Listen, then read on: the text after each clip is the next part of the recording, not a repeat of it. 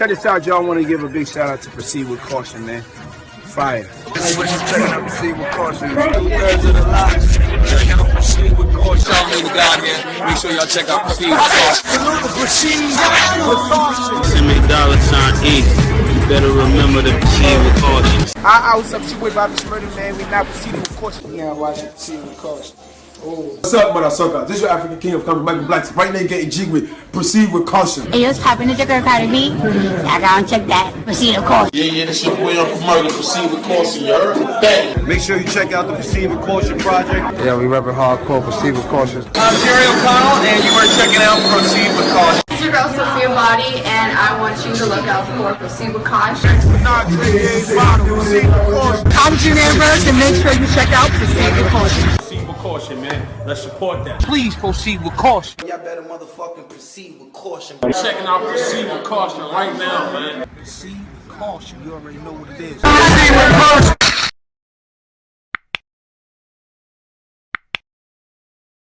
What's up, what's up, what's up, what's up? Welcome to another episode of Proceed with Caution.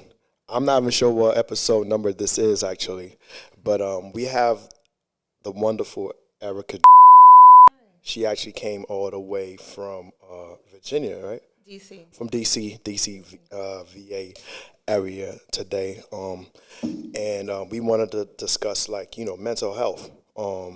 So, like, a long story short, I actually met Erica during my time trying to promote my short film Proceed with Caution on Amazon Prime. And I was doing an Uber route. And we happened to pick Erica up and her friend at that particular time. And we sort of like bonded, kept in touch, and, stayed in contact for a bit. And, just a month ago, my aunt passed, and it was a crazy time for me. And I was dealing with like emotional trauma and everything like that. And being that we kept in touch, she was able to actually give me like some advice about different versions of like ways to sort of like deal with my emotional trauma. I don't know if you want to elaborate on some of the methods that you actually let me know about. Yeah, different ways of dealing with grief. Right. In general. Right. I've dealt with a lot of grief in my life. You don't have to wear it. No.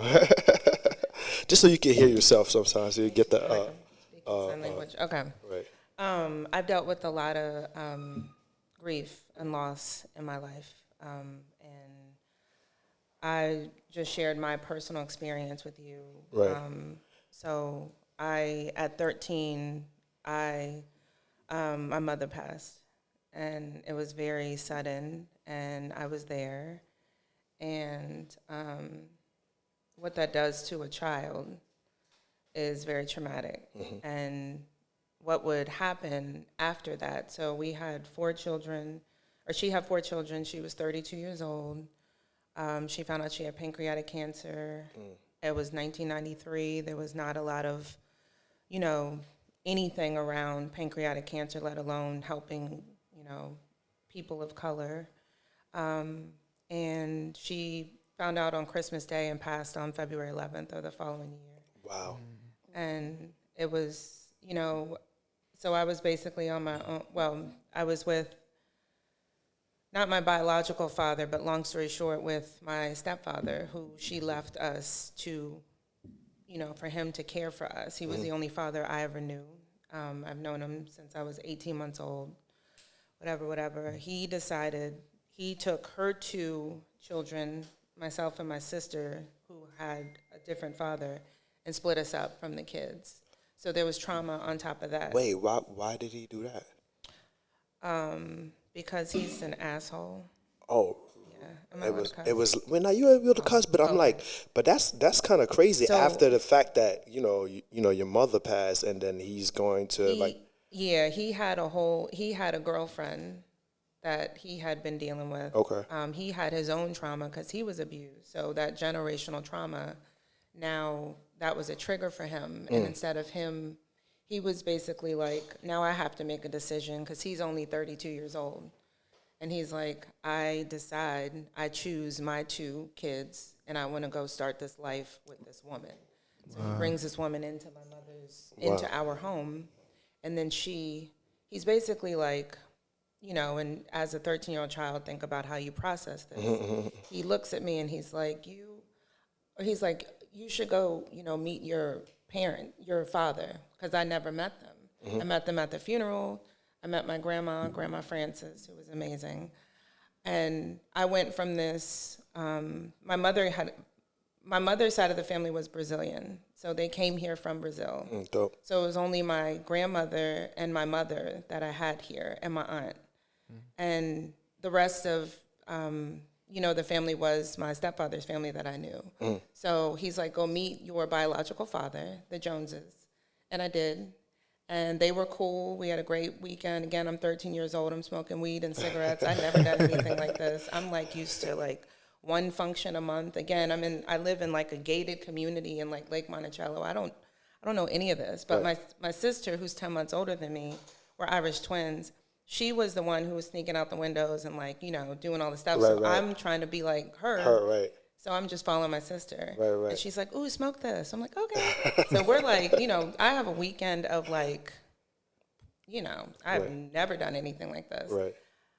I call him Sunday because I have to go back to school now, reality. I'm like in my sophomore, what grade was I in? I think like I was in 10th grade or just started 10th grade.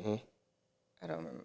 But I called them and I'm like, you know, come pick me up. I'm in Charlottesville. We lived in Fluvanna, and so like 45-minute distance. It's not like a bus or anything goes out there. He's like, come, you know, I'm like, come pick me up. And he's like, oh, Erica, and my sister, Nikki, she's like, I don't give a fuck if he comes or not. But I'm like, I want to go back to school. I have, you know, stuff to do. I'm the civil person, the obedient one, you know. Yeah. And he's like, oh, hold on, Lucy, the girlfriend wants to talk to you. So then Lucy, by the way, she looks like a truck driver, you know, just for visual, so you can see what I'm talking about. Like John Candy driving a truck. Oh no. And I love John Candy, but not as a woman. Anyway, so she gets on the phone and she's like, you know, I don't think you need to really come back here. Wow. Why don't you just stay where you are with your, you know, with them? Right. That's your family, you know, because Ernest, they're really not your family to a 13-year-old child. That's cold. Yeah. So, and then they take everything that belonged to my mother, destroy it, throw it away, everything, and then keep me away from my brother and sister, my younger brother and sister, for 10 years. So this would change the trajectory of my life for me to experience abandonment, neglect, emotional trauma, let alone I just lost my mother. Right. So what it would do, and so I go live with the Joneses, who, it's a lot of fun. Oh, my grandmother's amazing. I've never been anywhere, or my mother was feisty, but my grandma, she would cuss out anybody. One of my friends would come over, and like I have very diverse friends. Right. And so I know we're talking mental health. No, so yeah, emotional trauma. My best friend Tasha was white. Like she was my best friend. And she came over and we were trying to like get something from up top. And all the family was there, like my grandma's cousins and nieces and stuff like that. And I was like, well, Tasha, step in that chair right there and get it. And I'm not even going to say it because we're on a podcast and I work in HR, but the way that they did my friend Tasha was so mean. And Tasha was like, anyway, they were like, get your, what the fuck out that chair, what the fuck you think you had, all this stuff. That would be my grandma. That's your grandma. That's my grandma. Yeah. So I go, again, just think about, you know, a child going from one environment to the complete opposite and having to process that as a young woman, you know. And my grandmother was very loving. You know, my father, I never really stayed with him because his wife was jealous of my mother. And she didn't want me to have pictures of my mother in, you know, hanging up in the room that I was in, and, you know, just dumb shit like that as a child. So I have all these memories, you know, and even, you know, one time, my grandma Grandma Frances also had, her blood sugar would drop And she would just, call the police and put us out. She'd be like, get the fuck out of my house, and like all this stuff. Add on to the trauma. And so it would be that. And so one time she did it. My dad came and picked me up. I went to go stay with him and my stepmother. I get there. She's like, I'm unpacking my stuff. She sees a picture of my mother. She's like, oh, all this is great, but you can't have that in here. You need to take that down. And so it would be, again, just all this stuff. And then he came and took up for her. So I call my grandmother. She comes over. She cusses her out. She's like, get on your shit. Let's go. I go back to grandma's house. But it's like, it's this. Back and forth. This is all the time. At a young age, at being a female too as well. Yes. So what was the whole process for you to overcome that? I wouldn't recognize it until I was in my 20s and 30s. There was no one sharing like ways of getting therapy. There was no resources. There was nobody, even in school, that was like, hey, let me, There was one person who, her name was Tiffany. I consider her family. Right. My cousin. She's the only person that came and saw me and was like, I need you. I see something in you. I want to help you. So I ended up living with her, leaving Charlottesville, going to live in D.C., living with her, graduating high school, going to college, doing all this stuff. How old was Tiffany? She's only like 6 years older than me. I guess I was like 19. She was like 26. Oh, wow. Okay. And she was a mentor, and she was amazing. But I wouldn't, the trauma that I experienced in those early years, they wouldn't show up until in my 30s. Because I'm getting ready to be 43. Right. And they wouldn't show up until I was like late 20s, early 30s. But through my 20s, what I realized was that I was depressed and angry and lost, and I had a codependency on men, and I thought I knew everything. I was defensive. I didn't want to hear nothing, all this stuff. So then I got into, as my job, where we know, I run human resources. So I help with employee relations. I build up teams. I do all these things. Right. Through all of that, I learned about therapy, and I learned about being able to sit with someone and talk to them about what I experienced and how I can actually process it, like cognitive therapy, process it, and be able to start to heal. Because I used to take it as, this is what happened to me, and this will be my story. So as I walked in the room, it was like, I'm Erica, whose mother died, whose father split up the family, who's gone through all of this stuff, who has nothing but poor relationships, who does all this shit. Like, I literally, your trauma sits right here. Right. And then as I started to work through it and go through different methods, I learned that there are different ways to see it. And it's all in how you view what you want in your life. Right. And I remember because when I was discussing with you about, my aunt passing, and it just felt like a part of me was missing for a while. And I thought because my father passed, and I didn't really feel the trauma as hard as when my aunt did. Yeah. And, I'm thinking it's going to shake off, and it's like an emotional, experience that just fluctuates and controls the way you feel about the day. But you were able to tell me about different methods, yes. Right. So the most so there's cognitive therapy. Right. That's talk therapy. That's sitting and coming up with resources and ways of how to deal with things. For example,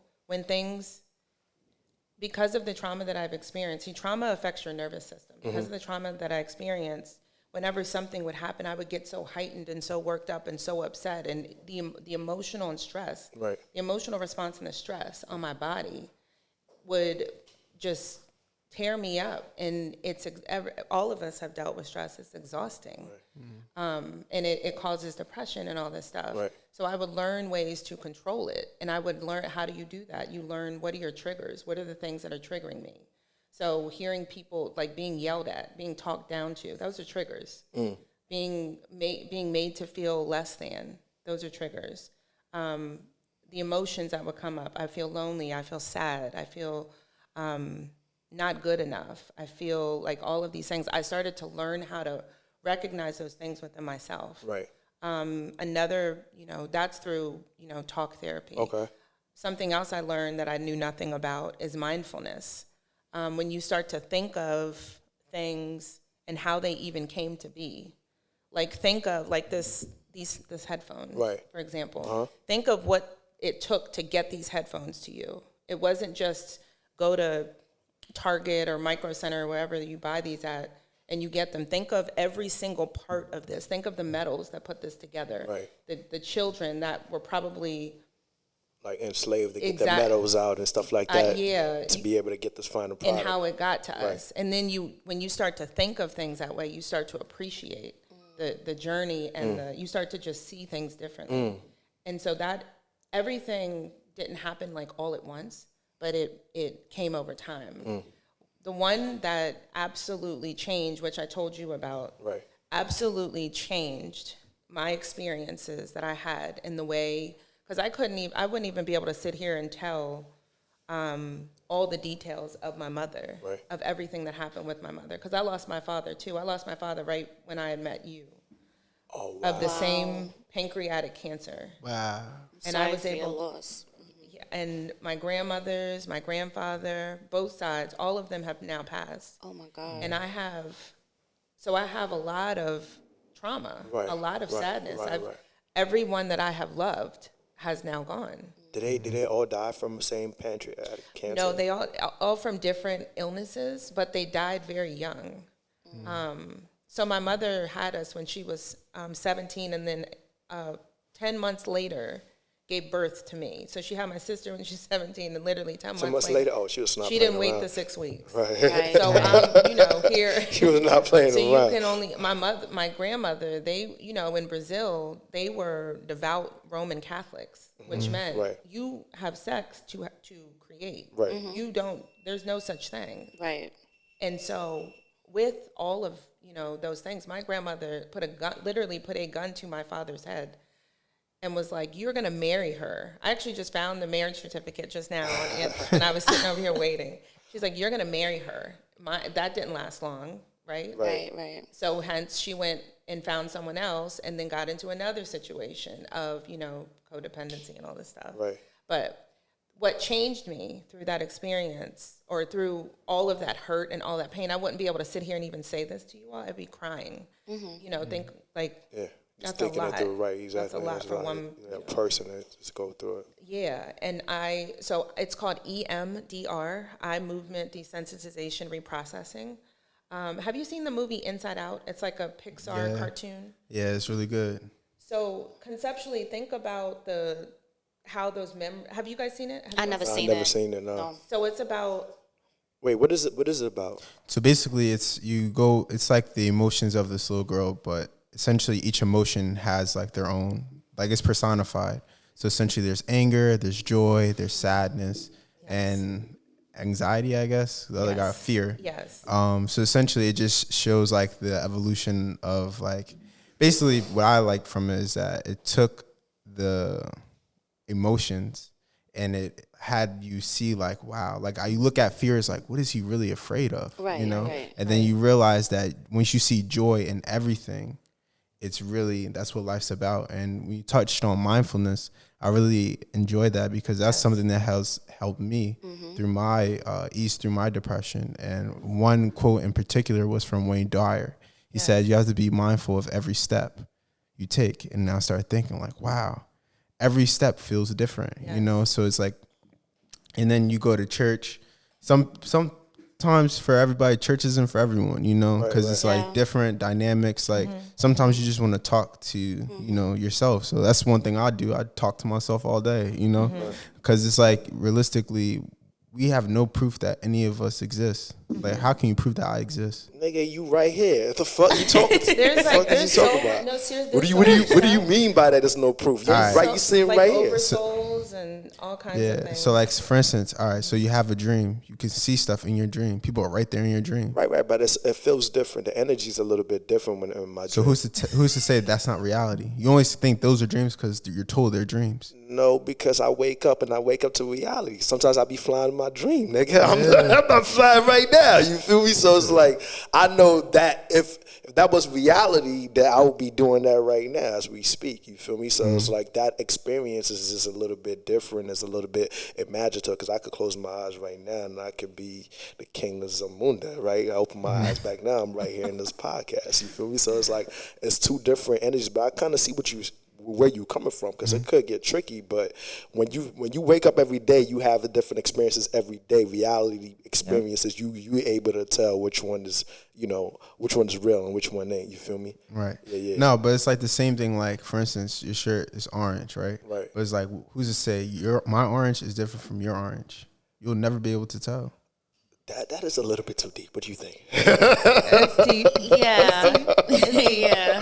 I mean, of course. It's like it's anybody can say maybe that the sky ain't blue, it's pink, or people have arguments all the time like the Everything earth is is flat. subjective. Yeah, exactly. The earth is flat or the Everything is earth is subjective. round. But I mean, after we are programmed to say, okay, blue is blue, green is green. Yeah. That's the standard that we follow.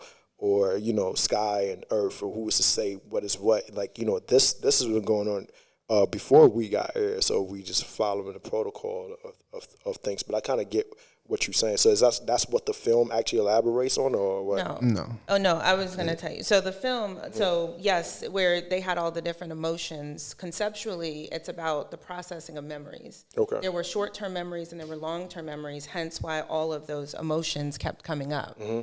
So there was a lot of fear and anger and sadness that came up when her memories only processed in the short term because they were literally like right here in the front of her mind instead of going to the back and knowing it's there. It's like it's something that she's just constantly thinking about. So when it came to what EMDR is, it removes the trauma. Okay. It like erases the trauma and puts it back, reprocesses your nervous system. So it takes that memory and it puts it back into the short term.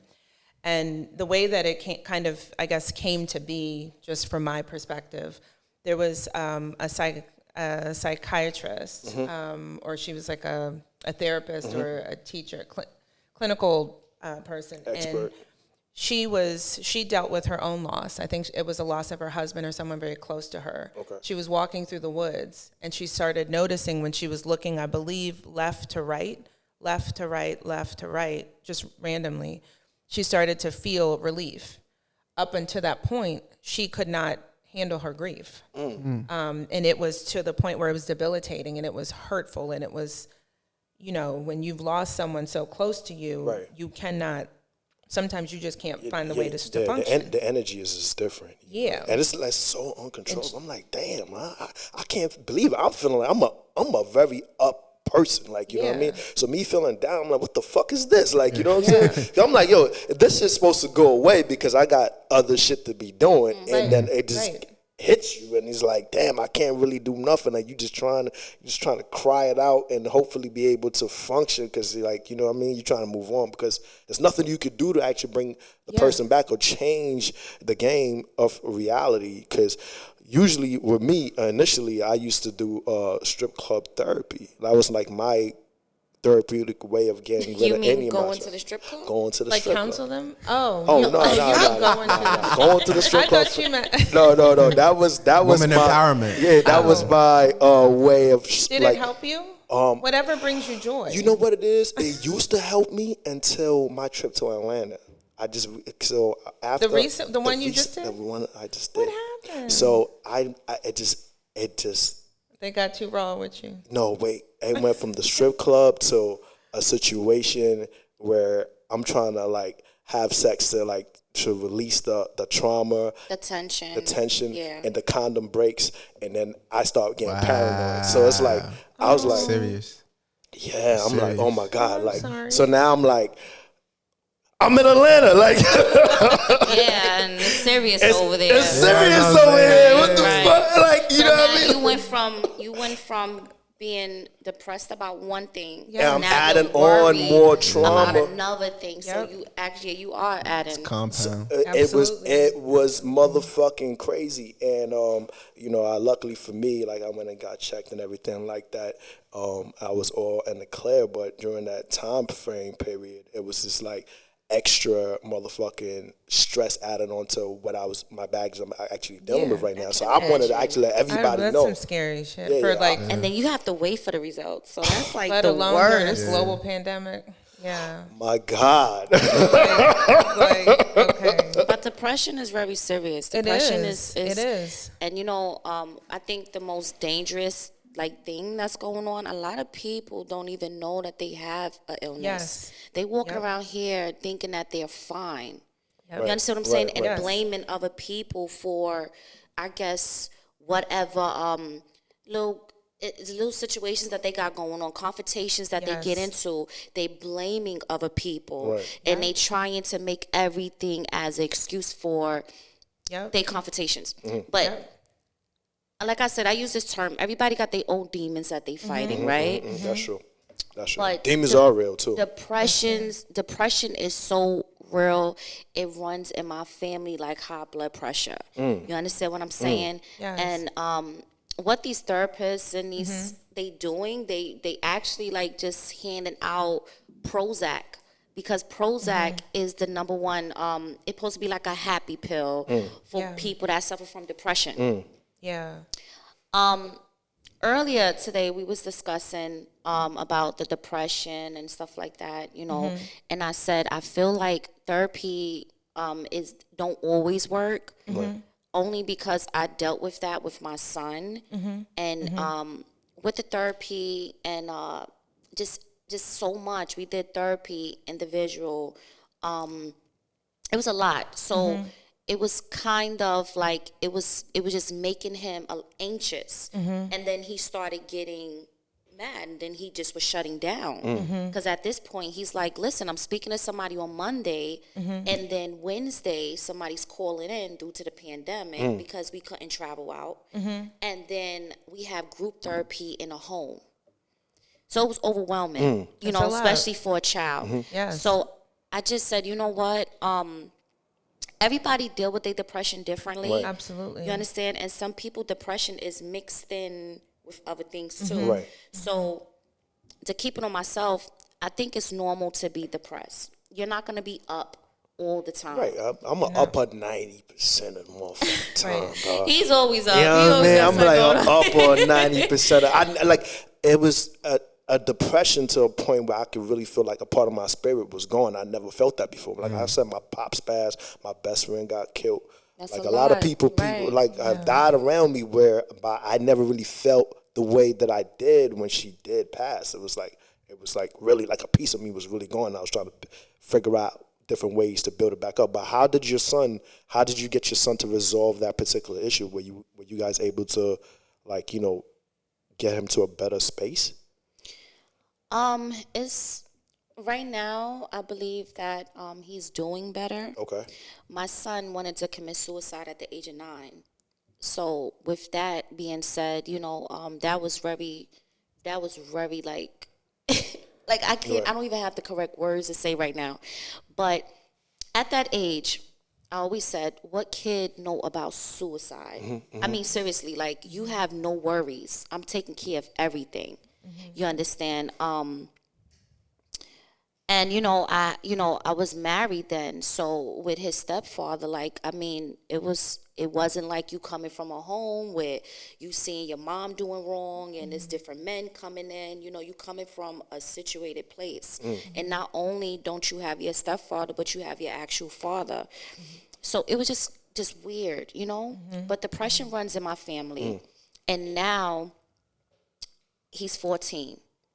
So, I just try to talk to him because I can actually see it. Like, my son will be like up 5 minutes, like he'll be like jittery, laughing, and then you can actually see it. Like, he was just like, he'll get in deep thought.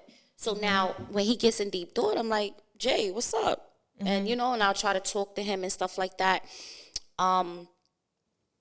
And I think he's doing better because now, it's activities more involved. There's, there's people, like, the families involved now because, like I tell, like, I feel like with a lot of women, women have problems with men and men have problems with females because they mothers and parents was scared to diagnose their children because they were scared that society might be like, oh, your kid is slow. So what they did was, right. So now they don't get their kids no help. So now we are adults now. And then you're walking around thinking that you don't have a problem, but you actually do. So that's one thing that I just like reached out for, like, for all these years. I just kept on going to different doctors. I had therapists that told me, oh, your child, he's a good kid. I'm like, what? I had to go to see another person. Okay, you're not helping. And then it got to the point where it was taking so much of my time financially, like I was becoming broke, you know, so I was just like, I can't. And then I wanted to go back to school. I couldn't do that because all these docs appointments. And then I'm sitting up in all these it just was just overwhelming. Right, because sometimes it feel like they just doing it for the money too as well. And that's right? what it be. Right. They just doing it for the money. But you have to find a good therapist. You have to find a therapist that you connect with. And it's so hard. Yes. Oh. It's hard. I started to tell you about my son who is 20. He's going to be 21 in January. He was diagnosed recently we're still trying to figure out what it is. What I grieved first was I always thought that I could have him sit with someone for 3 months and it's going to heal it. That's not how it works. Nope. It's an ongoing thing. Right. And there's nothing that I can do as his mother except provide the resources and be his advocate. That's right. In this moment. And because I'm into holistic care. I don't like meds. Through everything that I explained, I never once did any time. And however, for people who need it, I am, do whatever you need. But for me, I just don't, especially because my parents died of the same thing. I don't want to have any type of cell mutation or anything, you know what I'm saying, going on. So, but for my son, he needs it. And I have witnessed why he needs it and how his body is not, his brain, how it's processing. Okay. However, I've realized, because I am the caretaker, like you said, we got to make the money. We got to get the food. We got to do all the things, pay the rent, do everything, and be, supportive when they're coming around and not snap and bite their head off. Right. So I realized that I had to stay in therapy, and that's what I was talking about, the EMDR, because I have to stay grounded. I have to be in a good place. Like Iyanla Van Zandt, if you're familiar with her, she says, you cannot give what you do not have, meaning I cannot give anything to anyone else that I'm not giving to myself. And I was doing that for a long time. So I was depressed and couldn't get out of the bed and couldn't move and couldn't eat, didn't want to talk to anybody, couldn't be in a relationship. It was terrible. And the therapist that I have now, I love her because I would bounce around to different ones and I could feel like, I could manipulate them into what I want them to talk to me about. Right. I can manipulate, they're asking me questions. Yeah, I can tell you what I want you to tell me because I don't want to deal with the shit you're trying to tell me, but you have to do the work. And the therapist that I have now, Ronnie, I absolutely love her. When I first met her, I called and my son was going through, this was before we knew about, the diagnosis is new. It's like in the last 12 months since COVID. Because now I was traveling all the time. I was in New York and California, literally every quarter I'm traveling back and forth. So I would only see snippets. And when I would see that in my son, I thought, he has an attitude. What you mad about? I'm doing everything. What the hell is wrong with you? Go to school, do this, do that. Again, generational trauma and how we deal with things as parents. And, I'm snapping and thinking, this is a choice, right? Not realizing that he is suffering on the inside. COVID forced me to sit and see this and to be at home every single day and to witness his behaviors, his characteristics, the suffering that he is actually going through. And through mindfulness, I was able to see what I had never seen in my son ever. I'm gonna be honest with you.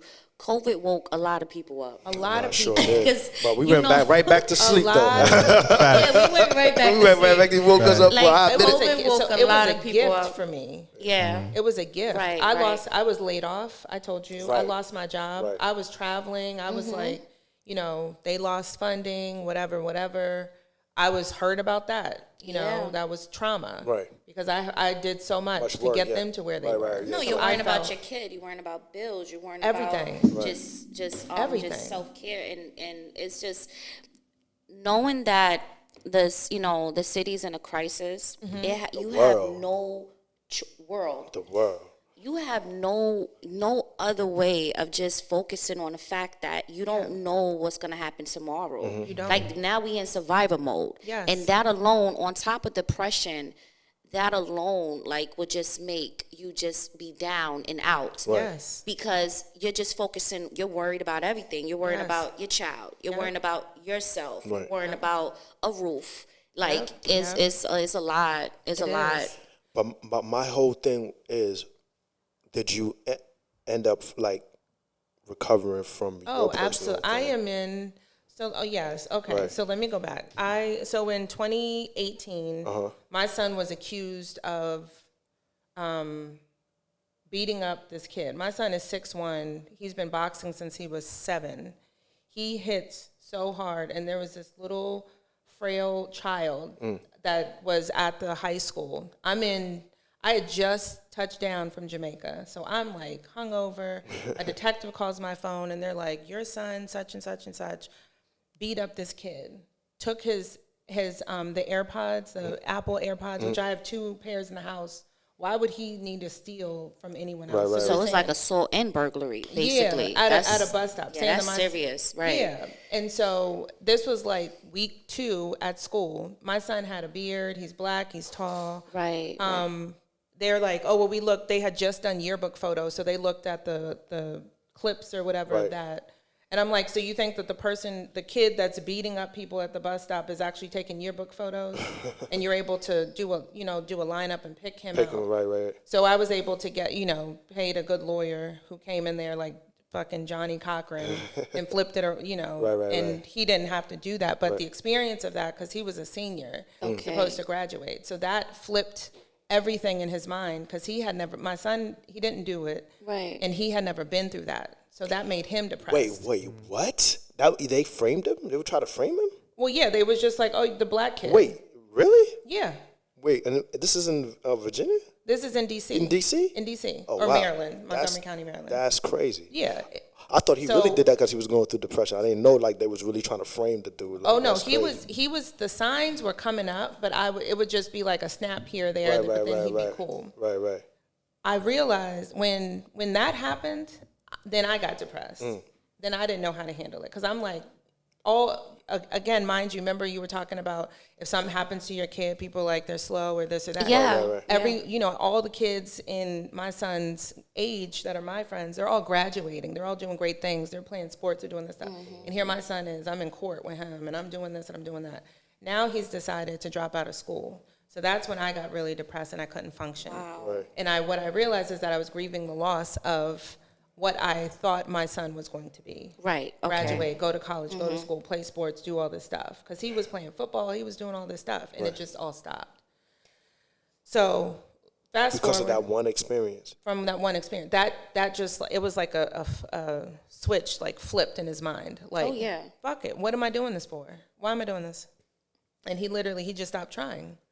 Because at first he was going to school, he was doing all this stuff, and he's trying. He's literally taking 2 buses to get over to, this high school, doing all this stuff, only for them to turn on him in the first chance they got, and to blame him. And he's like, I wouldn't even. He's like, if I fought, I'll tell you I fought. Right. Why would I beat him up? And for something my mother has right there in the house. Wait, did that kid also say that? Oh, yeah. The kid was also saying that was him that did it? Yeah.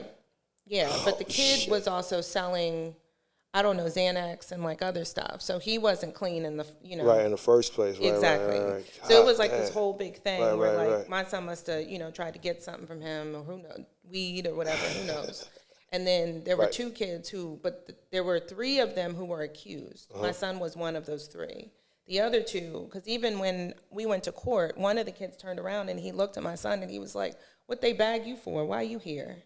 Wow. And I was like, why are we here? Right. Getting a peace order and all that. So from that's when I flipped into depression. And that's when I met the therapist that I have now, who does the EMDR. And you saying the EMDR really helped you through that? It Because you also absolutely. told me about the Japanese method, Reiki. the Reiki method Reiki, too as well. energy work. That I thought that Yes. was pretty Reiki's interesting amazing. because I was like, I never heard of that. Like, you know what I mean?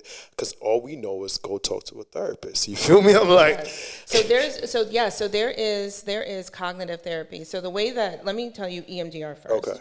So the way you find EMDR is a way that I always tell people is go to psychologytoday.com. You can filter by the type of insurance you have and the type of therapy. You'll see all types of therapy where they work with LGBTQ. Okay. They work with, sexual abuse, assault, rape, like whatever. You can filter and find all of that. okay. You can put in EMDR. It's a common practice now. And that's how I found my therapist. So you need to interview. You can't just like go and sit with the therapist and try a couple times and hope it works. Wait. You need to interview your therapist You need to interview your therapist to see if that's the right to make person? sure we're a good fit for each other. Okay, gotcha. That's That dope. makes sense. I always thought I had to make sure I was a good fit for them. Okay. Again, the codependency, the lack, mindset. And I'll help you do all that too. But Right. For me, my current situation is what I'm discovering. I'm actually going the church route. You know what I mean? I've been listening to a lot more. whoever you're able to talk to. Right. I've been listening to a lot more spiritual music.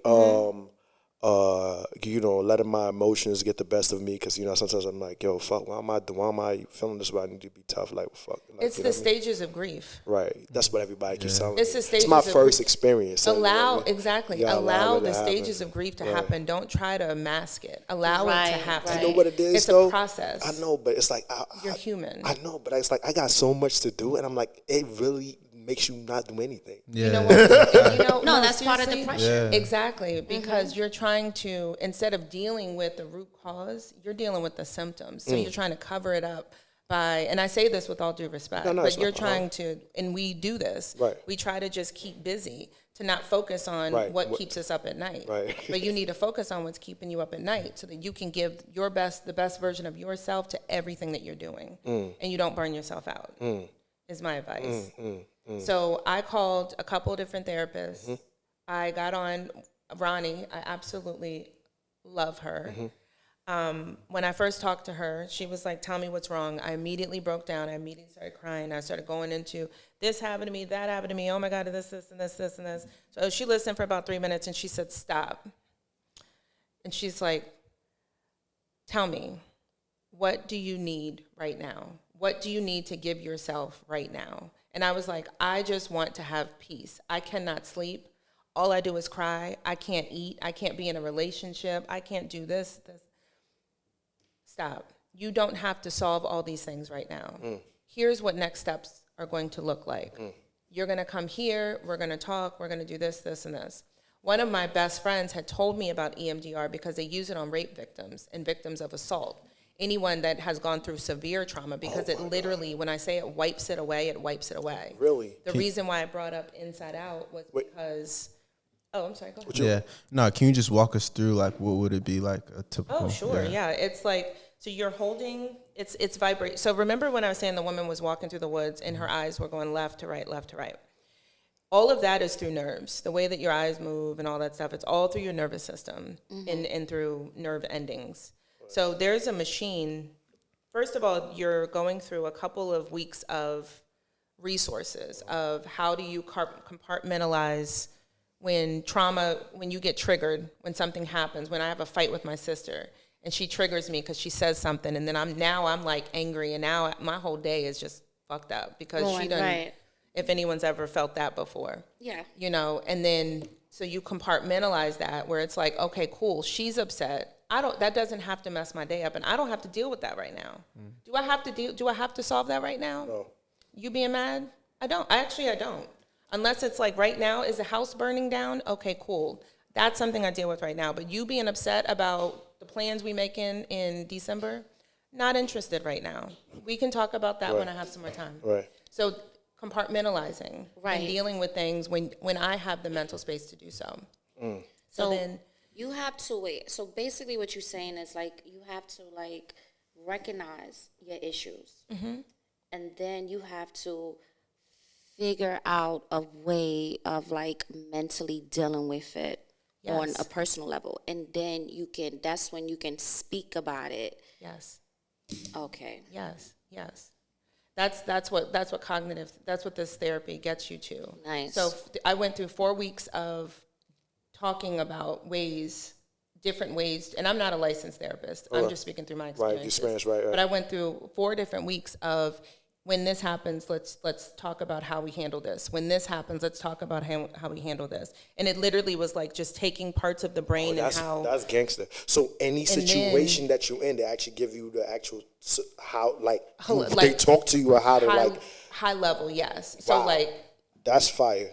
The way that when before you start the EMDR, what I want to just paint a picture to answer your question is, you're working up to being able to do the actual processing of the memories, right? So it's not like you just, you have to like work with a therapist that's going to actually figure out what is going on with you first. So like if someone has sexual trauma, that's a trigger. So when I read an article about, if I had sexual trauma and I read an article about some girl that's raped, I'm going to be upset. Right. And it's going to trigger me. Or domestic violence. I've actually met. I see what you're saying. So you're learning how to deal with that. Right. So then you get to week 4. Then there's a machine now that you're holding, and it's a vibration. And so she's sitting here.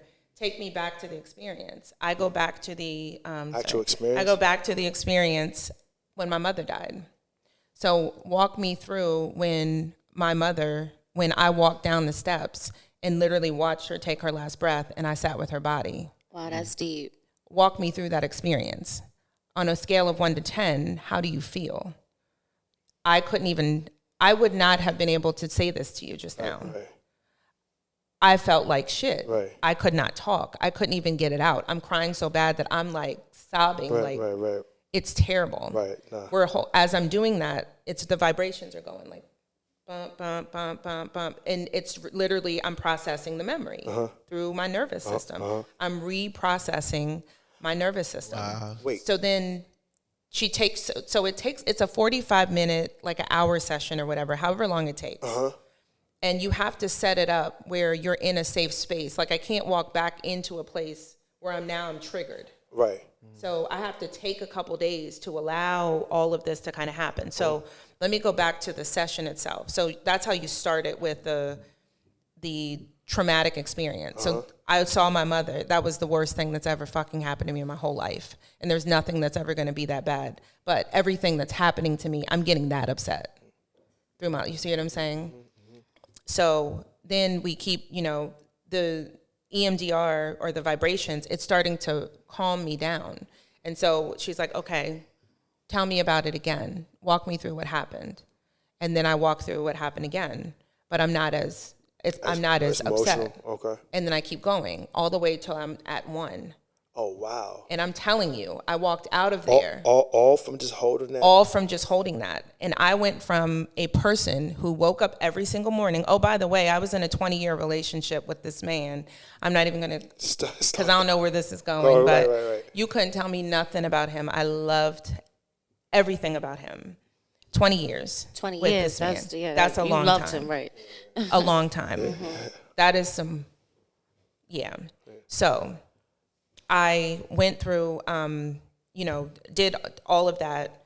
At the end of it, I would wake up, I guess before that session or whatever in my life, years through that whole relationship and everything. If you've ever been in a relationship that's like, you don't know where you stand, it's this, that, the third, it's always something. You're always playing games, some shit is always popping off. Like, as a woman, we know when God we're damn. along, right? Yes. So you wake up and you think about what you think about. You think about all the bad things that have happened. Why he do this? Why is this? Why is that? I'm literally arguing in the shower. I'm mad at my son. I'm mad at this. Like, it's all in my subconscious. I woke up that next morning. I was happy. After doing that whole process. Doing the EMDR. And I hadn't felt that since my mother died. Wow. Straight up. I tell all of my friends who have How long does that process take in order for it to affect you the way it ends up affecting? I think it depends on the person. It depends on the person. It depends on the trauma. However, you could walk in, do EMDR, and walk, and it's gone that same, like the session is the healing part. You go through the weekend, and then it's like, but the thing is, I love my mother, and I still, there's a piece of her that lives with me, and I will never forget her.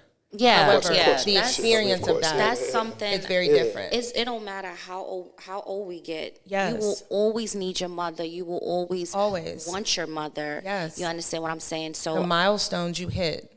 I mean, I can't relate because I still have mine. But once again, I'm gonna say my condolences to your loss. That was trauma. You understand? Girl. And that's just something that I think you should just feel blessed that you can be able to say that you're at peace mentally. Girl. Because some people just never go into, like, they never get right. Oh, yes. You know? Oh, yes. And Right. And what made you, so, like, I'm pretty sure this whole process was, like taking a whole toll on you. That's made you want to go and do research. I was in Whole Foods. I was in Whole Foods.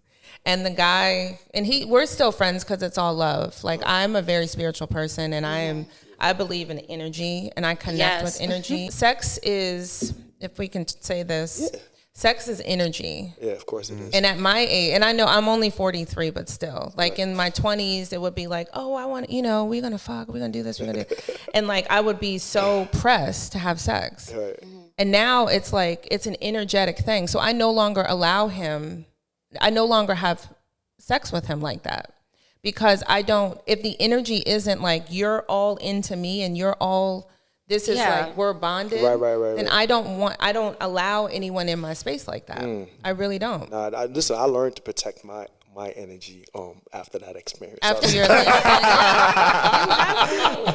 I'm not even gonna hold you. I look at everybody different right now. Like, I'm like, it's real though. It's real. All of it plays a big part into the depression. Yes. Because yes, it does. You ever had a friend that contacted you that wanted to vent?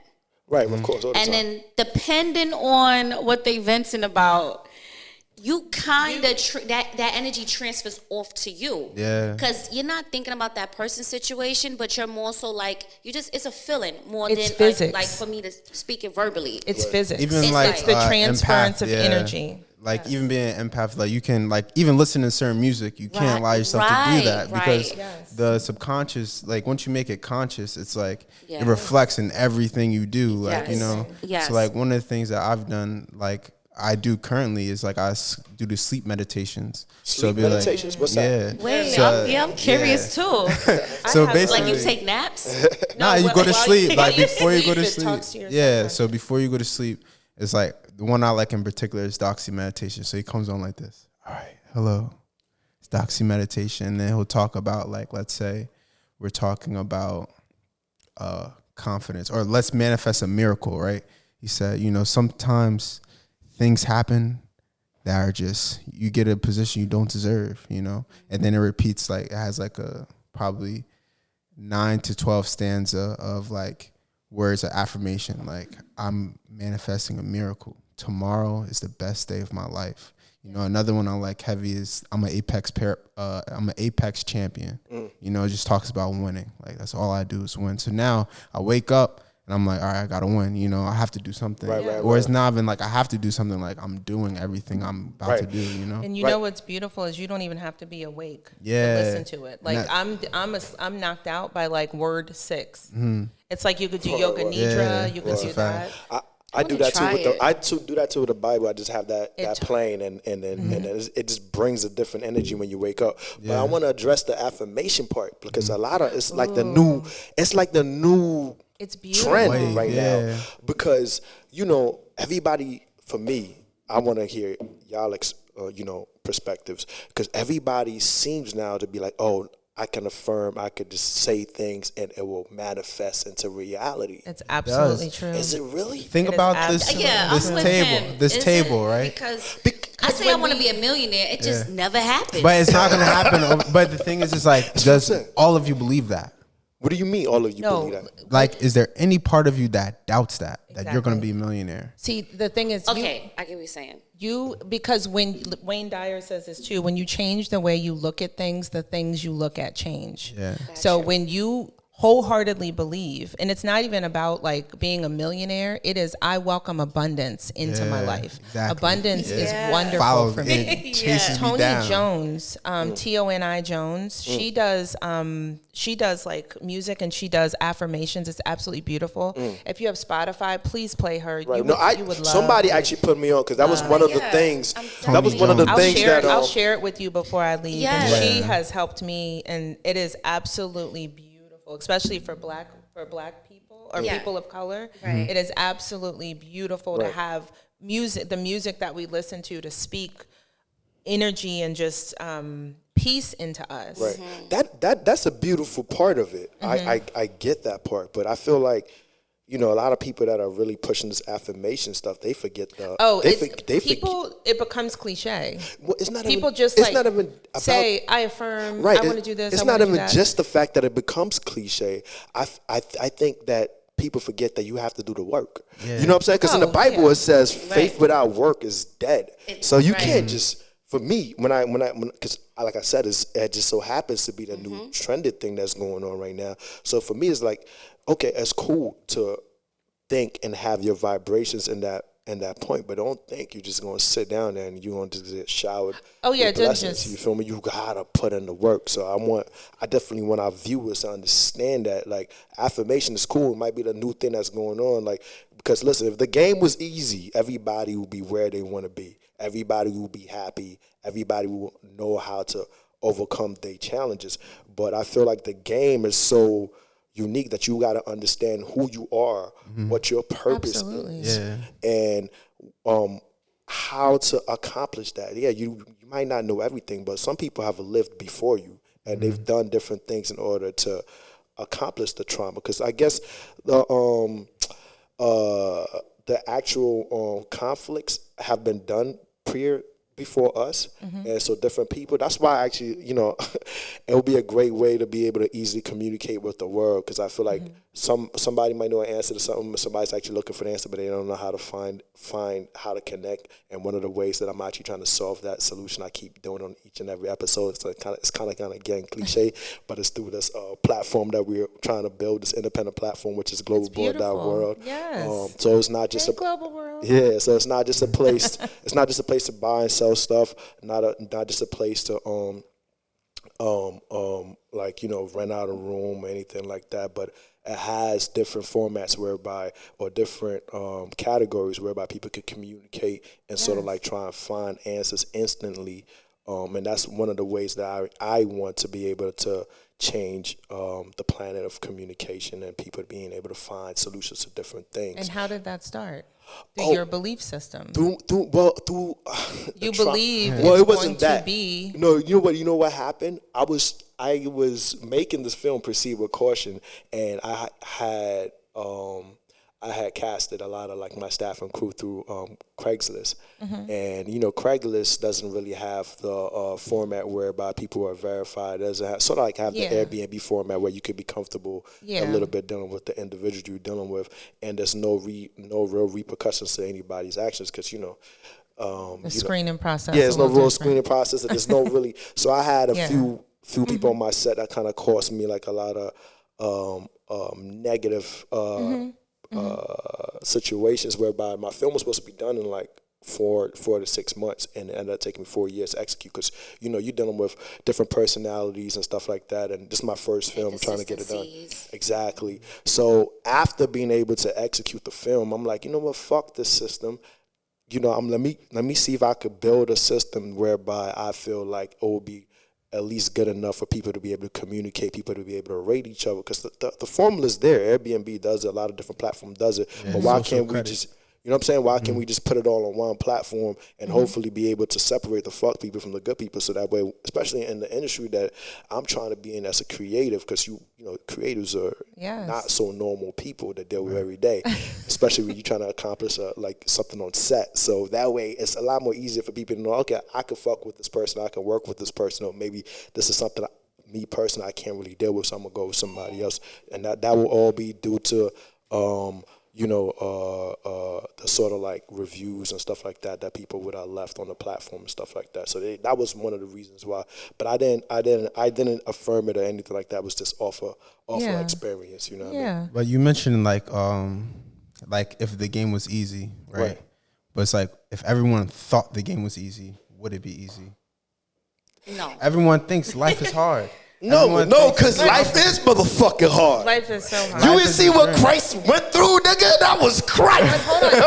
Remember, he's religious now. Yeah, I know. Look at the gift, reflection, and clarity. Right. You were able to reflect on where you went wrong or where you had to re-navigate. You didn't give up. Right, no, of course. So that's the gift. Right. And so now you have manifested a platform and you've taken all of that knowledge and you're putting it here. Right. And now this is going to sprout and to grow and to be something amazing. Right, of course. I got to put in the work. That's manifestation. Yeah. Your dream is still alive. Right. It's just in a different way. Right. So what you also have to do is surrender to the universe, surrender to the outcome. Okay. Surrender to the way that you think things are supposed to be and allow them to be. Because what did they say? Energy flows. I have to look it up, but it's something about where your focus goes. Okay. Energy is going to flow where you're focusing your attention. So if you're focusing your attention on here and not necessarily on the setbacks and the stuff like that, the setbacks are going to happen. Oh, right. The setbacks, but that's why we gotta. You don't give up though. No, you can't give up. I usually just pray for like wisdom in different ways, and it's like you have to have a spiritual back into you. You definitely do. In order to be able to. That's why I want you to try Reiki. Yeah, I want you to try Reiki. I'm gonna be. Have you heard of? Since I told you, have you? I did my research on it, but Okay. I'm a lazy nigga. Like I need did it somebody. since I need somebody to drag me to Yeah. these situations. I'll Yeah, take you know, you. I won't I'll say take lazy, you. but I'm you know, with it. sometimes We you can go. procrastinate. Need more We can encouragement. go. Yeah, I'll take you. yeah. There are wellness places and there are people that practice Reiki. And basically I've done it a couple of times now. And it's you have your chakra points, right? And I have my bracelet on to like reflect all the different chakra points. But basically my root, the sacral, in the heart chakra, after my breakup and the loss were blocked. And I think it was the solar plexus too. But I just had, my last experience that I just had, she did all of the work or whatever, and they have a pendulum, the way she does it, every Reiki master does, I don't know if you've done it too, but they have different ways of kind of identifying the areas that are stuck. So she had a pendulum that it was moving just fine here, but then when it got down in this area, it just stopped. It's crazy. And she was like, and then she's not even moving it. Her hand is very steady, and then it came back up here, and it just starts moving like crazy. Because it's fine up in here, but like down here, it was stuck. And so that's where she did the work. Okay. And then she like literally, it's like moving energy. And I know that it works because there's AC on, we're in a wellness studio. She's sweating profusely. And then at the end of it, she's like very emotional because she's like, I had a thought of, she's like, she looked at me, she said, grandmother. Oh, they see things too? Oh They my can. God. I mean, they can. Smokes. She's never experienced anything like Macaroni. that. Oh, really? So she's never experienced anything like that. shit. So she's crying because she's lost her Yeah, husband. she's, like, she doesn't freaking know out, how to. like, She's yeah. like, and so she's crying, and she's like, "Can I tell you something?" And I thought that I had done something because I'm like, Because I got some dark secrets I'm trying to get nobody. well, to find out. yeah, but no, she could tell that my grandmother was on the other side, is what she could, because she looked at me and she said, "Is your grandmother with us?" And then she's just like, the only thing that she could feel was like grandmother in love. And she just shared that. And so for me, I just took that as a sign that my grandmother is okay.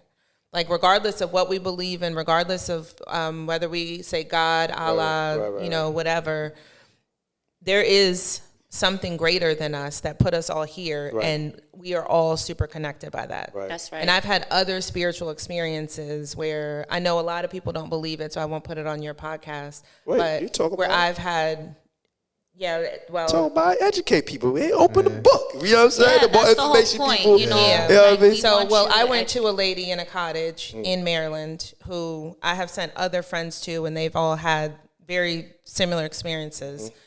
I walked in 2013. Before I did the EMDR, this was like on my path to spiritual like wellness. I grew up Roman Catholic and Baptist. Okay. I went in there, so I don't have a belief of like anyone coming through, anyone talking. I was like, the last time I saw my mother and talked to her was in 93 when she died. Here it is, 2013, however long later. Right. I go in and I'm getting the Reiki. So remember, the Reiki is like something stuck. Right. I want to get it out. Right. And so I come in and she's like, she has this little cottage, probably a little like half the size of this. And I'm sitting and I'm like, I'm supposed to, we lay on it, to do Reiki, you lay on a table. And again, they're doing a little pendulum and all that shit. And she's like looking at me and she's sweating really bad. And then she starts drinking her water. And she's like, so tell me why you're here. And I was like, I'm really stuck. I don't know what's going on, but I'm just really stuck and I can't get through it. I might be depressed. I don't know.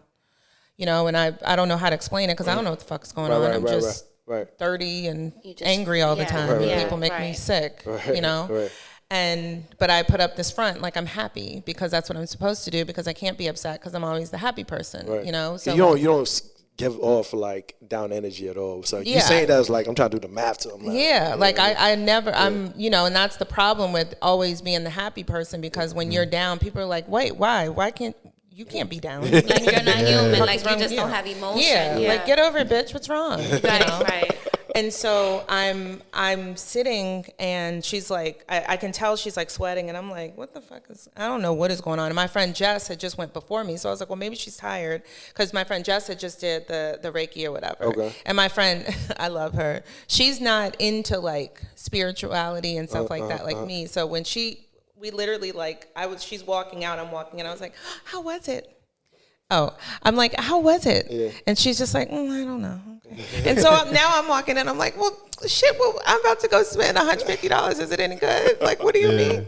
And so she just walks to the car. And so anyway, I go in and she's like, tell me why you're here. Yeah. And the way she's looking at me, like, it's just this look that I hadn't really seen before. So long story short, she looks at me and then she's like, I'm going to tell you something. And now she's like looking behind her and she keeps like doing like this and she's drinking water and she's sweating. And she's like, I'm going to tell you something, but I need you to breathe first. And I'm like, okay. So then we're like breathing really deep. And she's like, okay, come on, breathe. And she made me breathe with her 3 times really deep. And then she's like, she said, Erica, we're not getting on that table. And I was like, okay, that's fine. Why? And she's like, your mother's here. And I just got goosebumps because, I lost it. I lost it. I could not breathe. That's why she was like, I need you to breathe. And then she's like, your mother was a stern woman. Yes, my mother was Brazilian. My mother was Brazilian. There was no like, your opinion is not important. Be quiet. You're a child. I will kill you. Like that's how. Sounds like an African mother to me too. But you know what I'm saying? Black mother, period. Yes. And so shout out to all the black mothers out there. Absolutely. And so I had never been through that before. And so she started to tell me about, my mother was like, you're blocking me because you're angry at me because I left so early and your physical body was not. She was like, your mother is saying that her physical body could not sustain, and that's why she died. But she is here with you, and you're blocking her, and you need to let her in. And I'm like, why would I block you? I love you. You're my I'm not mad at you. What do you mean? And she's like, you are, and you're blocking me, and I've been trying to like talk to you and like all this stuff. That was a whole. That opened my mind in ways I had never. So with that whole process, is because a lot of people look at it like, is it real? People think it's fake, or is it safe? It was absolutely yes. Yeah. To me, yes. Because a lot of people fear the fact that they might walk that you're tapping into demonic energy or something. Yes, and they might be walking into the wrong thing and open up doors. Exactly. Certain doors that at the same time it's like same with like religion. Like for instance, like Christ. There's no way Christ is white, but we have white That's Christ here. offending. That's it's offending. like, what are we really doing? You know, When people even, catch the Holy Spirit, is it not real? That's what I'm saying. Like, so it's like we're taught that how is her mother, like her aunt, literally the direct lineage, how is that evil? Even in Africa, they do the same thing. Like they say the best thing the white man has done, and this is in Ghana, best thing white man has done is brought Christianity to us, you know, brought us our Lord. And you just think like, yeah, the first Bible was in Ethiopia. Right, like, right. What are we really chatting about? You know, sense. they're Right. brainwashed, and it's like and it's like, but then there's also like in the Ashanti, they have like the stools. Like the stools are very important. Like not anyone can sit on a stool. Like you might sit in the stool, think it's sweet, and the next thing you know, you're out of here. You know, but it's like it's real. And like and one of the things that I've started. Well, this was like a few years back. Like I'll start my mornings with like after. So keep in mind, I just turned off the sleep meditation, right? Mm-hmm. It goes on late, so you're waking up and it's like, all right, bet. So I got this. Sometimes it's another one. You never know with YouTube. But after that, I will play like Ogun, and Ogun is like it's like our it's like a Orisha. So it's like he was like he's like the deity of like, I don't want to say deity because deity is a bit like dicey, but he's like the focal point for like technology. I go to tech school. Okay. Technology, war, and overall protection. You know, and you just hear the drums like. I wish we could play some of that. I wish we could play some of that. Yeah. We might have to run some of that on the exhibition. I want to hear. No, but you really just start like it's a bop, like it's crazy, and then you just start walking around, and then you never know what's gonna happen. So then, but my days would just be like, I was the most productive. I wrote stuff down. Things would just happen. And it's like some things like I'll literally, and this one, the power of the mind, it's not a joke. Like I'll literally think like, yo, I gotta link up with this person. I walk out my building. Keep in mind, I may just stay. Something would make me stay and do a little longer. Walk out, the person's right there. Are you intuitive? Yeah, very much so. I'm intuitive? Pisces. Yeah. And I'm an INFJ. Okay. So essentially, like, basically, that's why sometimes I sit back, I reflect, I receive, I transmit what's all in my mind. But sometimes not everything's worth your energy. So you know, like sometimes that's true too. Some people can just talk about best lesson I ever learned. Nothing. Like people will talk about people, and then they ask, "What's your opinion?" I don't even know if they exist. I don't have it's not worth it. So what I like to do now is just like, I chime in when I chime in. If not, play cool. If there's no opportunity, if there's not really opportunity to build, I smile and wave. You know? So true. So in all for us as a community to take away from this episode is to be able to charm in and do not let your depression take a toll on you. Because for me, my experience with this just felt like a different energy. It felt like a different entity within myself. Strip club therapy is not always good. You know what I'm saying? Like, all throughout my entire experience of strip club therapy, it actually helped me. But this one, it looked like it was a setup. You feel me? So it's not always good. And there's other different methods, like the Reiki method, like the EMDR method, which we all go on a date to try to actually experience different things. Because I know within our culture, we're not really taught different ways in order to deal with our trauma and emotional depressions, which as human beings, we all definitely go through. And, I'd be feeling like sometimes like it'd be like the forces of evil nature that be trying to attack us spiritually and have us like, end our journey a lot more early because of, the goals that we might accomplish on earth and, stuff like that. That's how I be feeling. And that's one of the, I guess, thoughts that keeps me trying to go through, you know what I'm saying? So yeah, I wanted Erica definitely to be here to be able to share her experience. You have anything else that you would like our audience to know? I was just gonna say that there are lots of resources. Okay. And you have to find what works for you because we're all different. Right. So when people come to me and they're like, they have conflict and because I work in HR and I'm constantly like counseling and, helping people to vent and release and stuff. And I'm an empath. So I have to be careful with my, energy. Right. No, that's true. But the first thing I ask people when they're like, well, this person did this to me and this person did that to me, I ask, what are you doing to take care of yourself? Like, what type of self-care are you dealing with? Like, what are you doing for yourself? Like, for myself, I have crystals. Like I carry them everywhere. Interesting. I have animals because I love animals. They bring me joy. My aunt was actually like that, but yeah, got Yeah. it. Yeah. Crystals or the animals?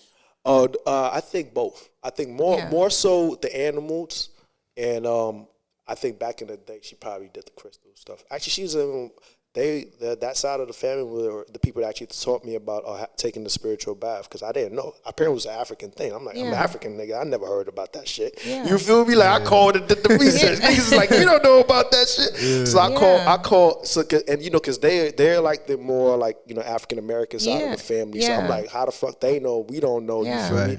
And real talk. It was like mad confusing, and all my Caribbean friends knew about that whole process, and I actually tried it. Yeah. I didn't do the deep process because, we were having a conversation and different people do it in a different format. It was, mine was like all natural ingredients put in the bathtub, and then you could go and take your Bible. I had my Bible playing and light up my candles, and then, just try and communicate with the higher power, and then come out of that, and then you could feel all that trauma and all that tension gone. It feels amazing. It feels amazing, but it might last, however so long. I'm, like I said, I'm a lazy individual. I like my shit like McDonald's. You feel me? Like I like my shit to be able to take care of and keep it pushing. But it just seems like on our journey of life, the negative stuff are able to make a quicker and harder impact than the positive. The positive stuff you got to build is kind of like walking up a mountain to reach the top of the mountain. It's a lot more tougher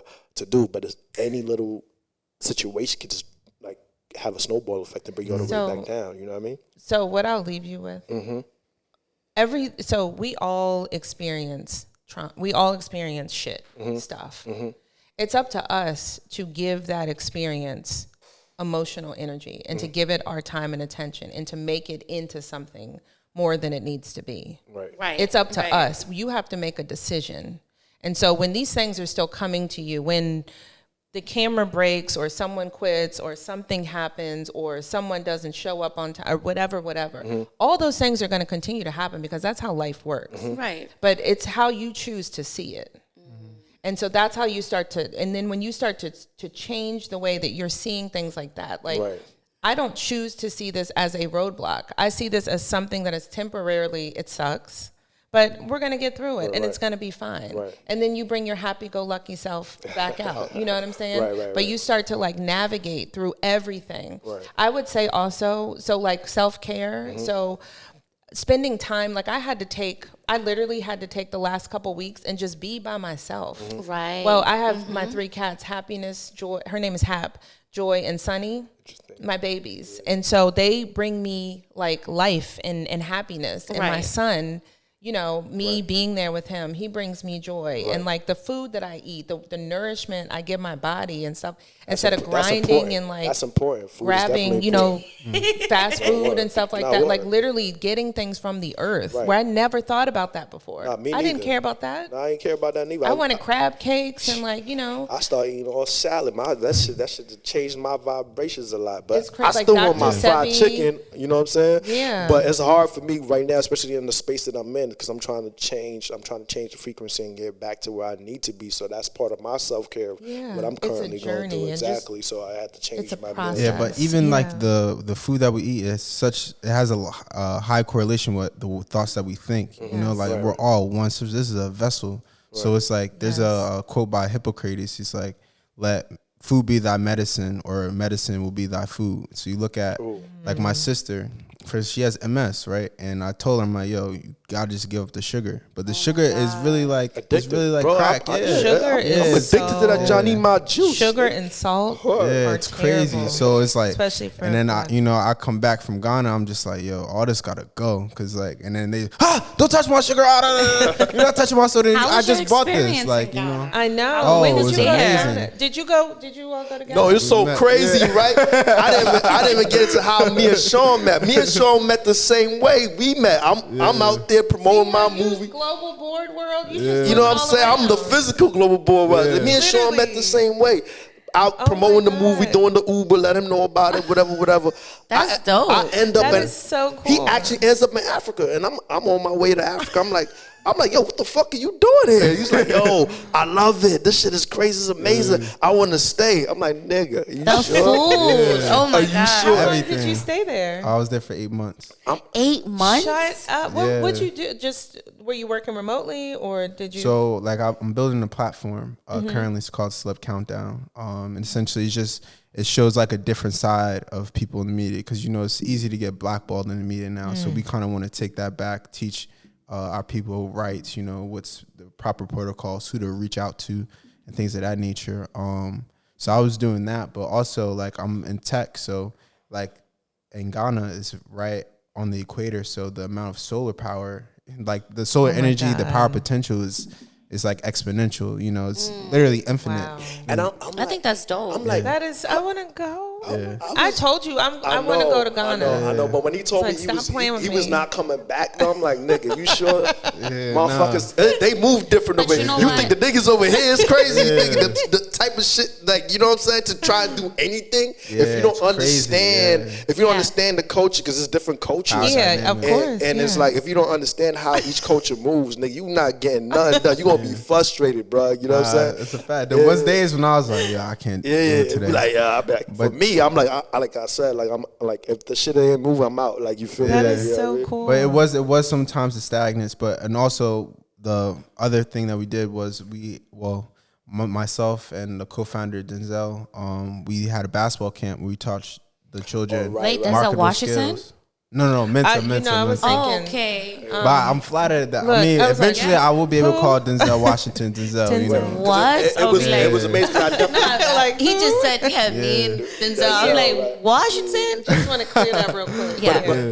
but it was amazing because I did see Michael Blackson was a part of it. yeah, Michael Blackson. Oh, pulled that's up to dope. the camp. He's so funny. Nah, I think the He's a dopest trip. thing is that he's educating because a lot of people, like, they get robbed from their ideas. A lot of people Yes. don't have Yes. knowledge on how to go about certain things when they get into certain business.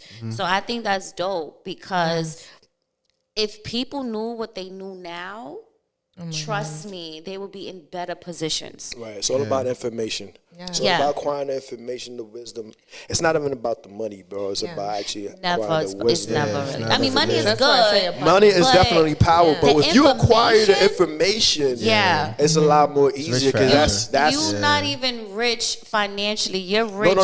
It at will get heart, you physically, rich. like- Yes. It will get That you rich piece, oh my financially, God. mentally, that's what I'm trying to physically. say, right. Yeah. But you start to You need the attract all that information. stuff. And this is what I'm saying. Yeah, You absolutely. know? Yeah. Because look, think about it. Look at I was just watching the show. Godfather Harlem. What was his name? Malcolm X. Right. Oh, Right? yes. He spoke and he put the word out there and he gave knowledge, right?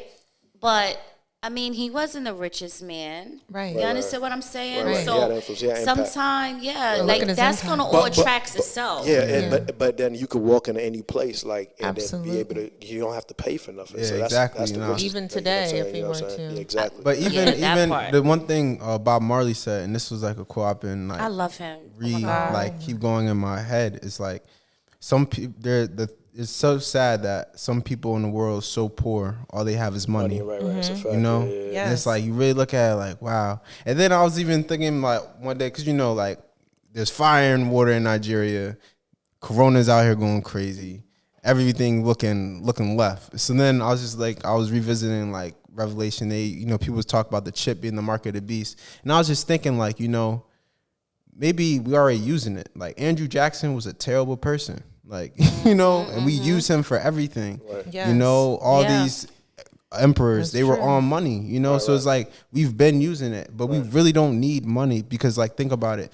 If everyone did what they wanted to do, like people naturally want to build. People naturally Not want to talk. not everybody naturally wants to build. Some Yeah, people that's out Not here everybody. just Some short. people naturally want to build. A lot of some good- people Well, you got naturally some want to people teach. that got A lot love of good mentalities. people. Yeah. It depends And on where they they can't from. see further than where they stand at. Right. Yeah. Not You everybody. understand? 'cause And that's, Yeah. and that's if just that's the case, a lot of Yeah. fuckery won't be happening. You feel me? But we might. Fuckery. Nah, real talk. If people naturally wanted to build, a lot of fuckery won't be happening. You know what I'm saying? A lot. I mean, but building also come with being able to work with others. Right. Because see, what's going on is that everybody's getting jealous of each other. Yeah. They don't want to work. I think a lot of that It's true. a lot of that just deals Yeah. with our community, because I don't really see that in other Jewish community. other When we communities. move in the neighborhood, they move out.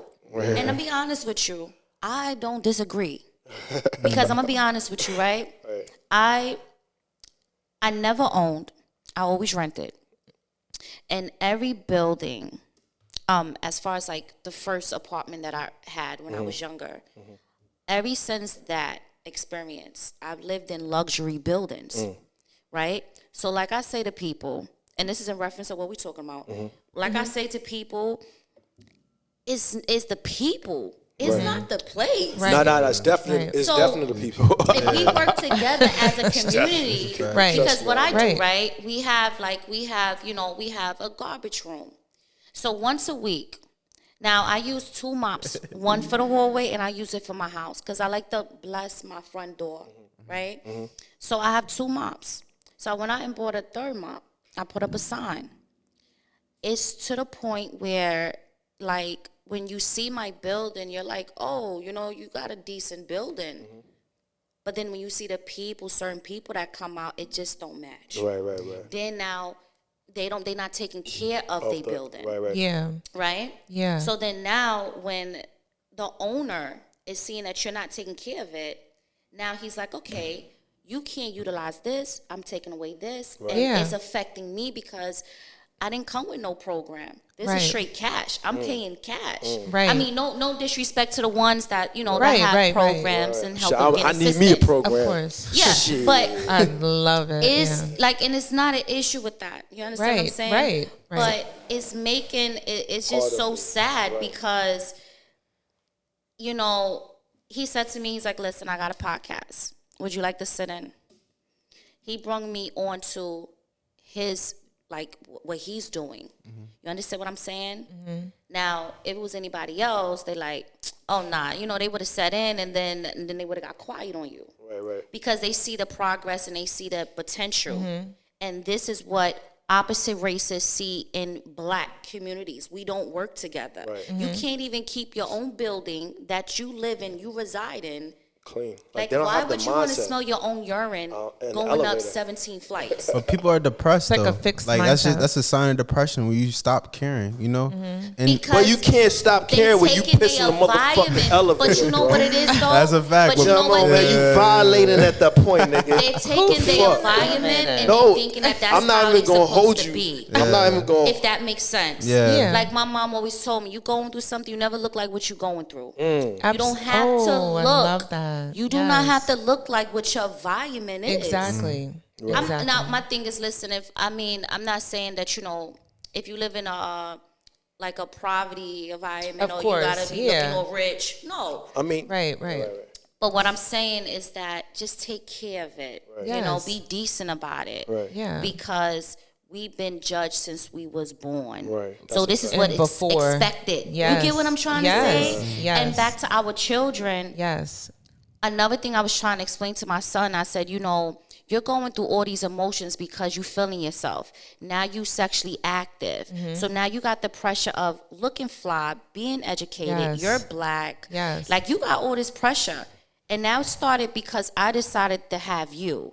Yes. You understand what I'm Yes. saying? Yes. And now it's like, I love you, Mom, but damn, I didn't know life was going to be like this. Yeah. Because he's going through his own personal issues.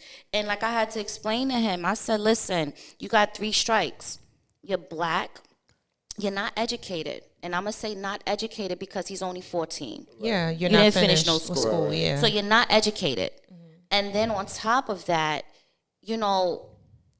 it's a uniform out here. And you fit in that description. Yes, yes. Like, it's like 60 or 70 and you got a hoodie, a coat, and you covering up. Yeah. And then you wondering why you're getting a certain type of, energy. energy. Towards you already got that So- target. I just feel like it's just sad because people don't even understand they can make their mental ill worse than what it is. And Meek Mills has said something on Twitter. Did you see that? He said Black people need to utilize or something with Normalize therapy. mental health. Okay, normalize. Yes. Okay, that's what he said. Yes. And I thought I was the only one because I hear people, right? Yes. Say, I love that he said I that. hear people like my peers, like my friends, they be like, oh man, therapy, that's for white people. Yeah. What? They didn't just make that for one culture. Right. That's a fact. And then you feel whack when you sitting there telling somebody to get business, but sorry. That's from the Willie Lynch letter.